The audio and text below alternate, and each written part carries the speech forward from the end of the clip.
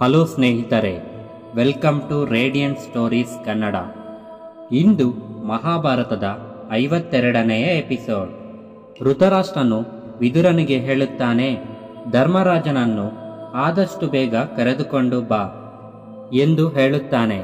ಆಗ ವಿದುರನು ಧರ್ಮರಾಜನ ಅರಮನೆಗೆ ಹೋಗುತ್ತಾನೆ.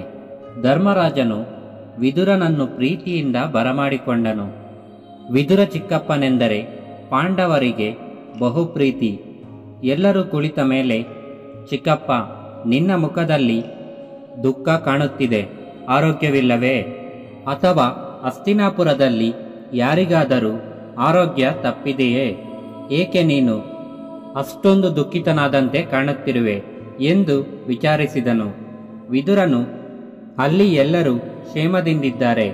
ಧೃತರಾಷ್ಟ್ರನು ನನ್ನ ಮೂಲಕ ನಿನಗೊಂದು ಸಂದೇಶವನ್ನು ಕಳಿಸಿದ್ದಾನೆ ಎಂದು ಹೇಳಿ ಅವನ ಸಂದೇಶವನ್ನು ಹೇಳುತ್ತಾನೆ. ಧರ್ಮರಾಜನಿಗೆ ಏನೆಂದು ಅರ್ಥವಾಗದಂತಾಯಿತು. ಧೃತರಾಷ್ಟ್ರನ ಮಾತಿನಲ್ಲಿ ಅಪಾಯದ ಸುಳಿವೇನು ಕಂಡುಬರುವಂತಿರಲಿಲ್ಲ. ಸ್ವಲ್ಪ ಹೊತ್ತು ಯೋಚಿಸಿ ಧರ್ಮರಾಜನು ಹೇಳುತ್ತಾನೆ, ಅವನ ಮಕ್ಕಳ ಜೊತೆಗೆ ಪಗಡೆಯಾಟವಾಡುವುದಕ್ಕೆ ನಾನು ಹಸ್ತಿನಾಪುರಕ್ಕೆ ಬರಬೇಕೆನ್ನುತ್ತಿದ್ದಾನೆ ದೊಡ್ಡಪ್ಪ. ಇದೇ ಅವನ ಮಾತಿನ ತಿರುಳು ನನಗೆ ಅರ್ಥವಾಯಿತು. ಪಗಡೆಯಾಟದ ಕಾರಣದಿಂದ ನಮಗೂ ಅವರಿಗೂ ಜಗಳವನ್ನು ಹುಟ್ಟು ಹಾಕುವುದೇ ಅವನ ಗುರಿ. ನಿನಗೆ ಏನನಿಸುತ್ತಿದೆ ಎಂದು ಕೇಳಿದನು. ಅದಕ್ಕೆ ವಿದುರನು, ಧರ್ಮರಾಜ, ನನ್ನ ದುಗುಡಕ್ಕೆ ಕಾರಣವೇ ಅದು. ಈ ಆಟವನ್ನಾಡುವುದು ಸರಿಯಲ್ಲ ಎಂದು ಅವನಿಗೆ ತಿಳಿಸಿ ಹೇಳಲು ಪ್ರಯತ್ನಿಸಿದೆ.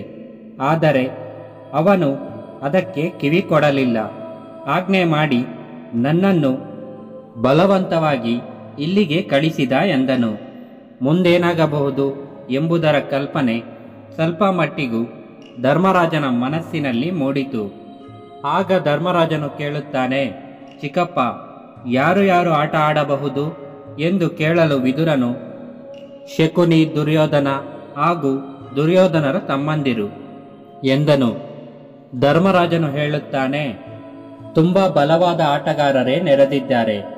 ನಾನು ಆಟದಲ್ಲಿ ದುರ್ಬಲ. ದಾಳ ಎಸೆಯುವುದರಲ್ಲಿ ಶಕುನಿ ಎತ್ತಿದ ಕೈ. ಆದರೆ ಏನು ಮಾಡುವುದಕ್ಕಾಗುತ್ತದೆ?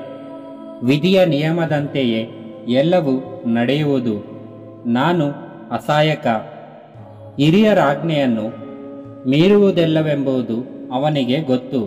ತಂದೆಯಾದವನಿಗೆ ನನ್ನ ಅದೃಷ್ಟವನ್ನು ಕಂಡು ಹೊಟ್ಟೆ ಕಿಚ್ಚು. ಕೆಟ್ಟದಕ್ಕೆ ದಾರಿ ಮಾಡಿಕೊಡುವುದೆಂದು ತಿಳಿದು ನಾನು ಆಟವಾಡಬೇಕಾಗಿದೆ. ದೂತಕ್ಕೆ ಆಹ್ವಾನ ಕೊಟ್ಟಾಗ ಕ್ಷೇತ್ರೀಯನಾದವನು ಇಲ್ಲ ಎನ್ನಲಾಗುವುದಿಲ್ಲ.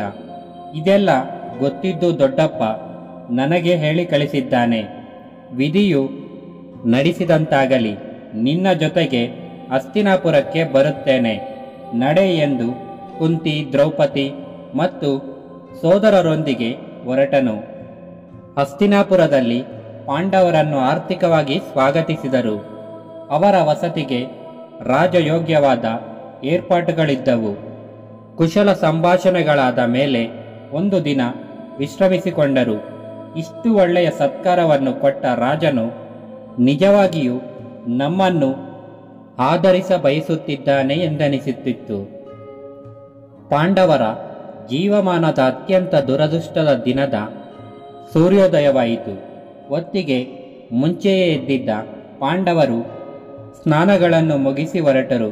ಕೌರವರು ಅವರನ್ನು ಹೊಸದಾಗಿ ನಿರ್ಮಿಸಿದ ಸಭೆಗೆ ಕರೆತಂದರು. ಅದನ್ನು ನೋಡುವರಂತೆ ಇವರು ನಟಿಸಿದರು. ಅವರು ಇವರಿಂದ ಹೊಗಳಿಕೆಯನ್ನು ನಿರೀಕ್ಷಿಸದೆ ಉದಾಸೀನರಾಗಿದ್ದರು. ಎಲ್ಲರ ಯೋಚನೆಯು ಪಗಡೆಯಾಟದ ಮೇಲೆ ಇದ್ದಿತು. ಶಕುನಿಯು ಪಗಡೆಯಾಡೋಣವೆಂದು ಸಲಹೆ ಮಾಡಿದನು. ಧರ್ಮರಾಜನು, ಪಗಡೆಯಾಟವು ಅನೇಕ ಅನಿಷ್ಟಗಳಿಗೆ ಮೂಲ. ಅದು ಸ್ನೇಹಗಳನ್ನು ಕಳೆಯುತ್ತದೆಯಾದ್ದರಿಂದ ತಾನು ಆಡಲ್ಲ ಎಂದನು. ಶಕುನಿಯು, ಧರ್ಮರಾಜ, ನೀನು ಅಸಂಭಾವ್ಯವನ್ನು ಕಲ್ಪಿಸಿಕೊಳ್ಳುತ್ತಿರುವೆ. ನಾನು ಸಲಹೆ ಮಾಡಿದ್ದು ಆಟವನ್ನು ಮಾತ್ರ. ಸಮಸ್ತವನ್ನು ಕಳೆದುಕೊಳ್ಳುತ್ತಿರುವಂತೆ ಮಾತನಾಡುತ್ತಿರುವೆಯಲ್ಲ, ಕೇವಲ ಕಾಲ ಕಳೆಯಲು ಆಡೋಣವೆಂದೇ. ಅದಕ್ಕೆ ಯಾವ ಆಟವಾದರೇನು ಎನ್ನಲು ಧರ್ಮರಾಜನು, ಆಗಲ್ಲ, ಮೋಸ ಮಾಡಿ ಇನ್ನೊಬ್ಬರ ಐಶ್ವರ್ಯವನ್ನು ಗೆಲ್ಲುವುದರಲ್ಲಿ ನನಗೆ ನಂಬಿಕೆಯಿಲ್ಲ. ಈ ಆಟದಲ್ಲಿ ಬರೀ ಮೋಸವಲ್ಲದೆ ಇನ್ನೇನಿದೆ?